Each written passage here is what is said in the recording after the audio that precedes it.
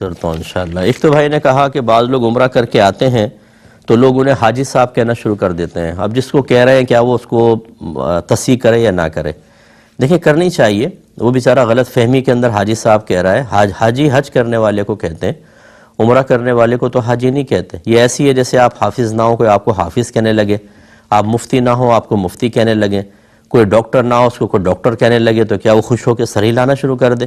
وہ تصحیح کرے کہ میں ڈاکٹر نہیں ہوں، اسی طرح کہے میں نے حج نہیں کیا ہے، میں نے عمرہ کیا ہے، میں ایک عام آدمی ہوں۔ عمرہ کرنے سے کوئی آدمی میں کمال پیدا نہیں ہو جاتا، حج کر کے کمال پیدا نہیں ہو جاتا۔ پتہ نہیں لوگ کیا سمجھتے ہیں کہ حج کرنے کے بعد ہم 7ویں آسمان پہ پہنچ گئے، مقبول ہوگا تو پھر شاید کوئی کمال ہوتا، پتہ ہی نہیں ہوتا کہ مقبول ہے یا نہیں ہے۔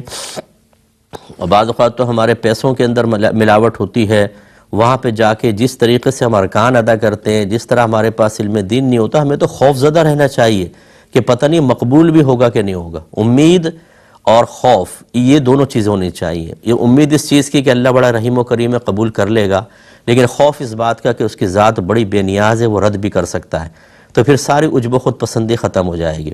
حاجی صاحب واپس آتے ہیں تو پھولوں کے ہاتھ ڈلوا رہے ہیں، تکبر اتنا بڑھ جاتا ہے کہ لوگ جو ملنے نہیں آتا اس سے رشتہ داری ختم کر دیتے ہیں۔ یہ کیا چیز ہے؟ حرکتیں چیپ حرکتیں بالکل۔ تو عمرہ کرنے والا تو بالکل ایک مستحب کام کر رہا ہے، یہ کوئی فرض یا واجب تو ہوتا نہیں، اس میں بھی حاجی کہہ کے اپنے آپ کو خوش کروانا اور اس طرح یہ بالکل صحیح نہیں ہے۔ صاف منع کریں کہ آپ مجھے حاجی نہ کہیں، میں حاجی ہوں ہی نہیں، جھوٹ کیوں بول رہے ہیں آپ؟ غلط بیانی سے ان کو روکیں۔